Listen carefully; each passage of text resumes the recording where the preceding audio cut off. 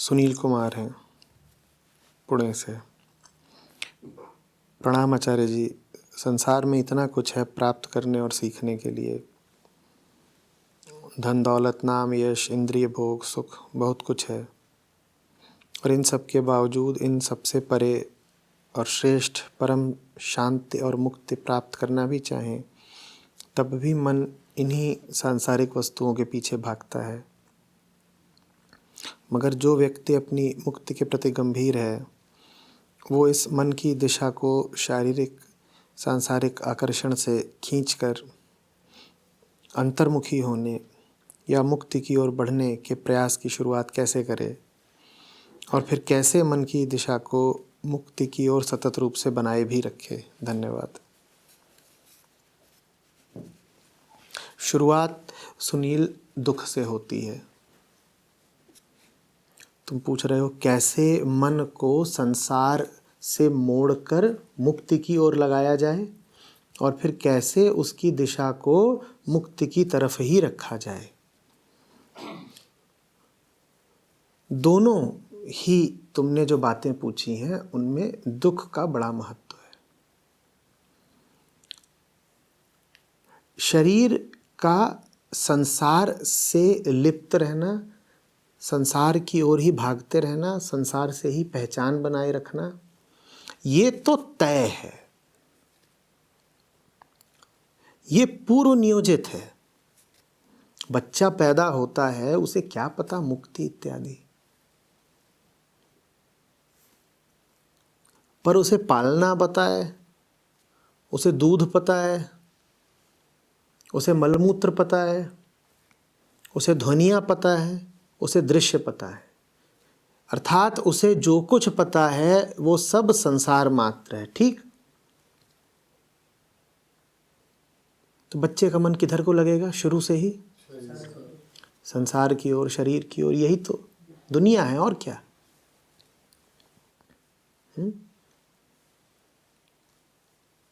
इधर को जाएगा ही जाएगा बच्चा, इधर को जाएगा ही जाएगा जीव।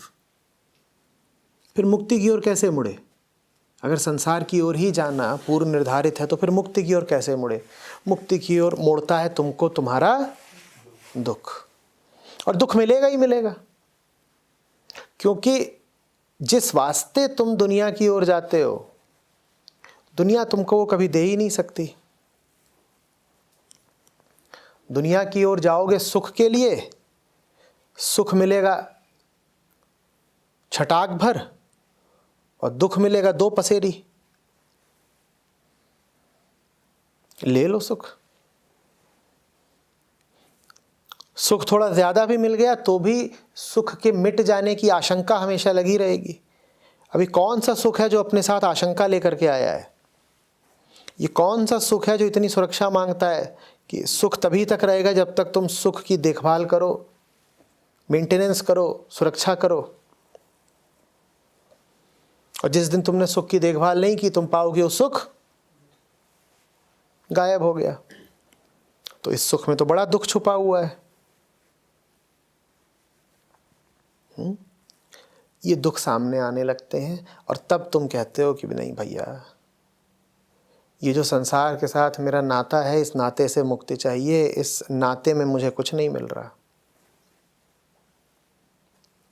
जब तुम अपनी वास्तविक इच्छा के प्रति जरा सजग, जरा संवेदनशील होते हो, तब तुम मुक्ति की ओर मुड़ते हो। फिर तुमने पूछा है कि क्या है जो मुझे मुक्ति की तरफ लगाए ही रखे। एक दफे मुड़ गए मुक्ति की ओर, पर हम तो यू टर्न लेना भी खूब जानते हैं। सत्संग में आए, लगा मुक्ति बड़ी अच्छी चीज है। जीवन में दुख आया तो लगा मुक्ति होनी चाहिए, लेकिन फिर दुख के बाद थोड़ा सुख भी आ गया तो फिर मुक्ति इत्यादि भूल गए। सत्संग खत्म हो गया, मुक्ति इत्यादि भूल गए। तो तुम पूछ रहे हो कि मुक्ति की चेष्टा सतत कैसे रहे? वो सतत ऐसे ही रहेगी कि तुम भूलते रहो, जितनी बार भूलोगे उतनी बार पड़ेगा। जीवन इस मामले में बड़ा इंसाफ पसंद है।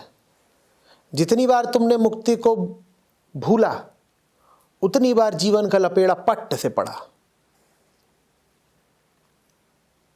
पलट पलट के दुख आते किस लिए हैं? दुख आते ही इसीलिए ताकि तुम्हें याद दिला दें कि जिसको याद रखना था उसको भूल गए, जिसको भुला देना था उसको सर पे बैठाए हुए हो।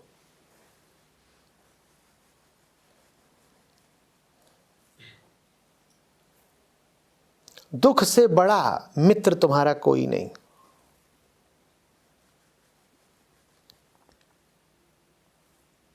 भला हो कि तुम में दुख के प्रति संवेदनशीलता बढ़े, तुम जान पाओ कि आम आदमी, तुम, मैं, सभी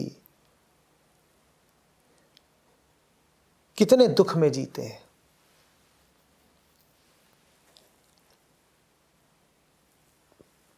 जैसे जैसे दुख का एहसास सघन होता जाएगा वैसे वैसे मुक्ति की अभीप्सा प्रबल होती जाएगी।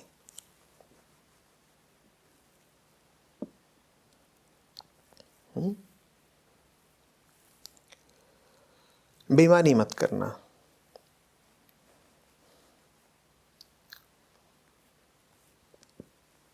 डर के मारे दुख का अलंकरण मत करने लग जाना।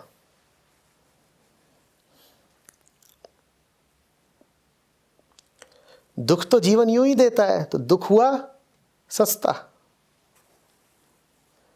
और मुक्ति बड़ी कीमत मांगती है, हिम्मत मांगती है। तो मुक्ति हुई महंगी, तो फिर हम बेईमानी कर जाते हैं।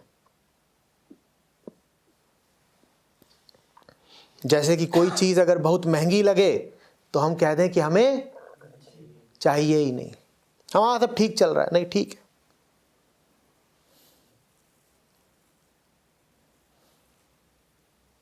ठीक चल रहा है, सब ठीक चल रहा है, क्योंकि जो चीज़ वास्तव में सब ठीक कर देगी वो तुमको बहुत महंगी लग रही है, तुम दाम नहीं देना चाहते।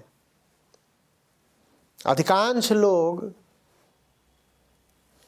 अध्यात्म की ओर यही कहकर नहीं आते कि हमें ज़रूरत क्या है, ना हमें कोई डर है ना हमें कोई दुख है, हम क्यों आए अध्यात्म की ओर। डर भी है, दुख भी है, बेईमानी कर रहे हैं क्योंकि कीमत अदा नहीं करना चाहते और डरते हैं। मुक्ति हिम्मत मांगती है ना। अध्यात्म बहुत हिम्मतवर लोगों का ही काम है। डरपोक आदमी तो ऐसे ही रहेगा, थोड़ा पास थोड़ा दूर, कभी अंदर कभी बाहर। आदर्श कुमार है, नीमच मध्य प्रदेश से। प्रणाम आचार्य जी। मैंने जब से जीवन के असली या मुख्य उद्देश्य को जाना है तब से मैं खुद को इस पथ पर लाने की सोच रहा हूँ, पर मेरी मूलभूत आवश्यकताओं के पीछे 30 साल निकल गए। अब मैं इस राह पर चलने में कोई विलंब नहीं करना चाहता, कृपया मार्ग दिखाएं।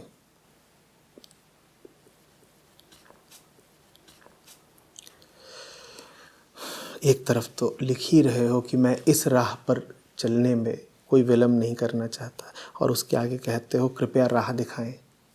राह दिख रही है तभी तो कह रहे हो कि इस राह पर चलने में विलंब नहीं करना चाहते। राह पता थी तभी तो ये कह रहे हो कि 30 वर्ष निकाल दिए, राह पर चले नहीं। कहीं ऐसा तो नहीं कि जैसे 30 वर्ष निकाल दिए वैसे ही अभी 5, 7, 10 बरस और निकालने का इरादा हो, और इसीलिए जो प्रत्यक्ष रहा हो उसकी अनदेखी करके अनजाने बनकर मुझसे ही कह रहे हो कि राह दिखाइए। राह तो सामने है। राह कौन सी है? राह वही है जिसके बारे में तुम कह रहे हो कि 30 राह उस पर चले नहीं। कौन सी राह है? वही राह जिस पर 30 साल चले नहीं। जिस पर 30 साल चले नहीं उसी राह पर चल दो। क्या है राह? जहाँ समय का निवेश नहीं करना चाहिए वहाँ करना बंद करो। जो काम अज्ञान में करे आ रहे हो उन कामों को विराम दो। जो रिश्ते तुम्हारी बेहोशी और अंधेरे को और घना करते हैं, उन रिश्तों से बाहर आओ, उन रिश्तों को नया करो।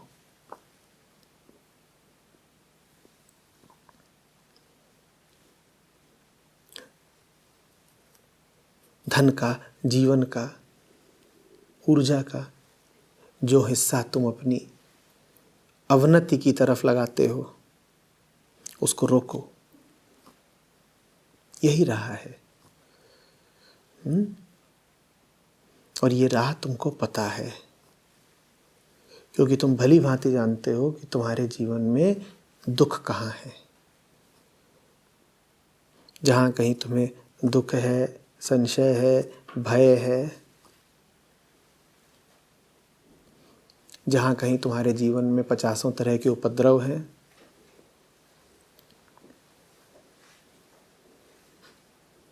उस तरफ को बढ़ना छोड़ो। यही राह है।